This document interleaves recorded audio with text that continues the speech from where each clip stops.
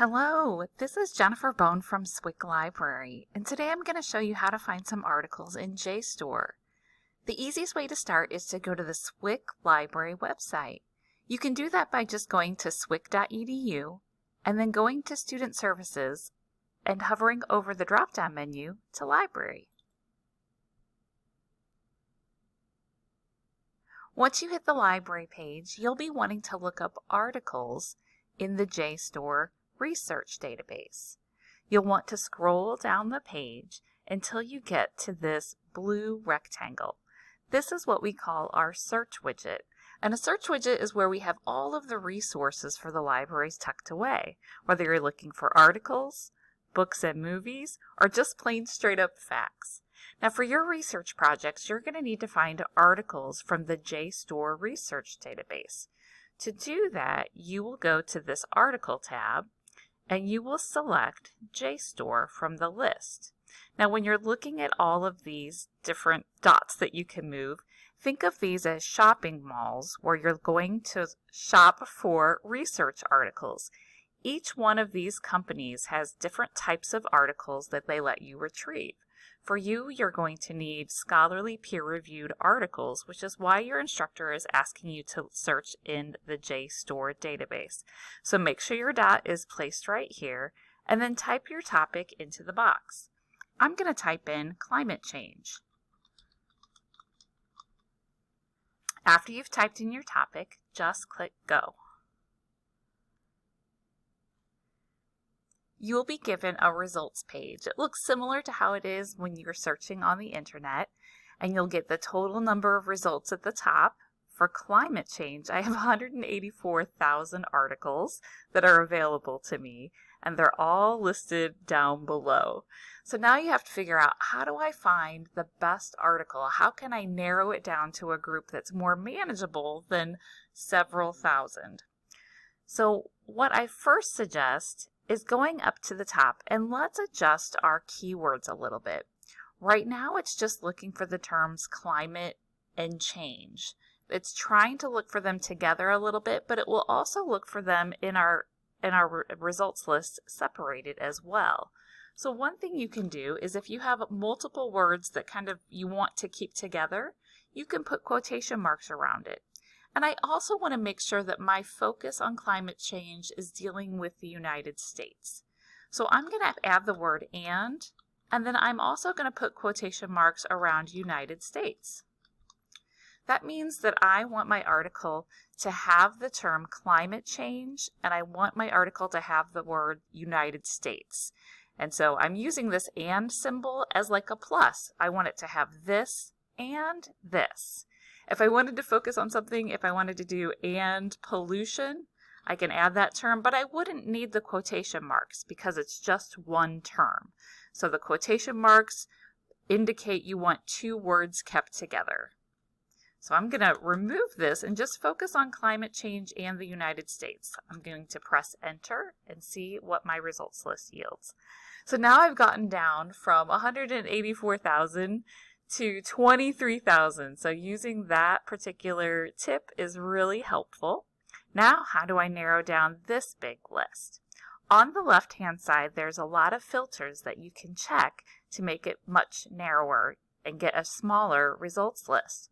The first thing we can look at to refine our results is, you can see that we keep the dot right here that says you only want to find content that you can access. That means everything that comes on your list can be downloaded and saved for you.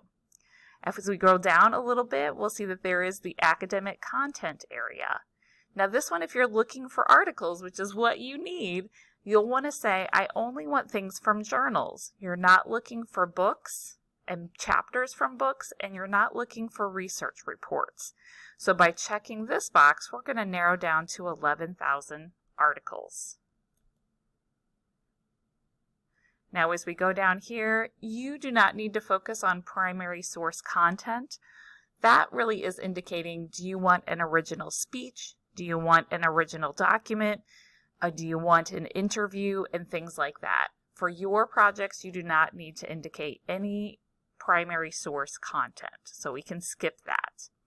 In your date area, you want to make sure that you're only getting things from the year 2000 and onward. So you want it to start in the year 2000, and then you also want to say, I only want it to be to this year, 2023, and then you can just hit the apply button. Now we've gotten down to 9,000 articles. That's way more manageable.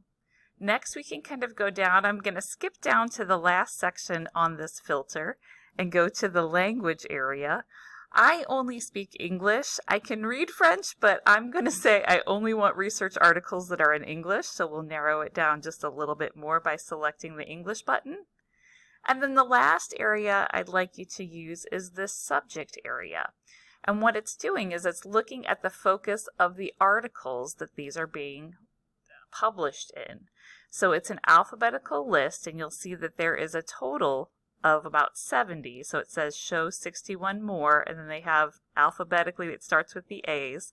And since this is a sociology class, if you wanted to say, yes, I would like my articles to have a sociology focus, you can go down and say, oh, if I select sociology as the type of journal I want to read a climate change article in, I'm going to have 509 articles. So you can click that box and you'll see that up here at the top, now I have 509 articles that are written about climate change in the United States that were published in a sociology type journal that are written in English that have been published after 2000. You will see those limits are set in these boxes right here. So those are all the limits that we set on the left-hand side. I can remove all of them and start over just by clicking on that link, or I can remove one or two of them, whatever works for me. Now there is also a sort feature. Right now it's trying to find the most related article, which is the most relevant, which means it's looking for the words that I typed in and trying to match it to what's in the text. So it's trying to do a matching game, and that's how they're sorting by relevance. But if I wanted the oldest article first, I could select oldest. If I wanted the newest, I could select newest. I'm going to leave mine as relevance. And then what I can do is if I wanted to look at the article in a little bit more detail, I can click on the title. This is going to take me to this particular page right here. I can flip through it and kind of read through it and see if I'm going to like it or not. If I'd like the citation for it, you'll see right here at the top of this black box area, I can grab my citation. You will be using APA in this class, and you can do copy and paste. Now before you would submit this, you'd want to make sure that you edit it. I can already see that this is in all capital letters. And that's probably why when it was published, it was typed in all capital letters, but it doesn't make it correct. Look at the bottom right here. It says, always review your references and make any necessary corrections before using. Pay attention to names, capitalizations, and dates. This would be a great example for that because you would not want the whole title to be capitalized. You can use the Success Center to help adjust your citations or stop by the library. I'm going to click this closed. If you wanted to take it with you, I would recommend the download button. The download button will allow you to download this onto your laptop or the computer at your house. You can click on the download button right here, and then you can save it wherever you'd like on your computer. You can go over to the save button right here and take it that way, and you can save it to your desktop under whichever file name you'd like. If I go back here, I can also see that these buttons are also on the results page. There is a share feature right here that will try to email this article to you, but it emails a link and it's not always successful. So I recommend using the download button so you can definitely know that you have it downloaded and in your possession. Now if we hit the back button, you'll see those shortcuts to those buttons are right here on the results page with download and cite. The save feature just kind of saves it in a workspace while you have it open. If you close this product and come back in, it won't remember that you put it in there. It's not as smart as Amazon and remembers that you have it in the cart. It will only keep it in your workspace while you're in this current session. So just keep that in mind. Now, if you have any questions or need any help with anything, please know that you can reach out to your librarian. I'm Jennifer Bone. I'm one of the full-time librarians at SWIC, and Samantha Rogers is too. To reach out to your librarians, I'm going to go back to the SWIC Library homepage, and you'll see right underneath the picture, there is a link that says Contact Us. If you click on that link, you'll see our email address and our phone numbers. We love to get emails from students, so never think that asking us for help is out of line. We think it's super awesome when you ask us for help. So never hesitate to reach out, ask us an email, ask us questions. A lot of times we'll make little videos like this for you if you're struggling with your topic. We're always happy to make a personalized little video saying, oh, try this, or these keywords work really well. And so we can do that.